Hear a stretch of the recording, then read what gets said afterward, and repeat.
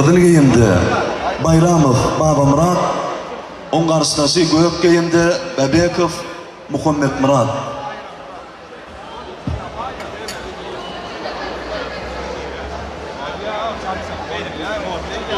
Şu dostluk kutorundan soň 58 kilogram ağramda kim bayrağa münasip bolan bolsa berek eminden ýanyna gelmeli.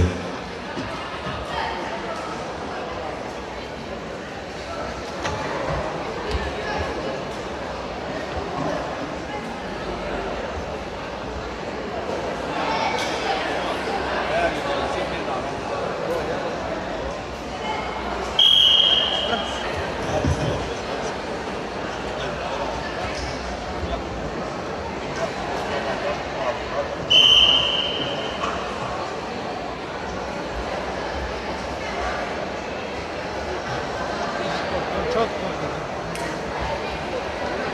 fantastik gerek. Ağır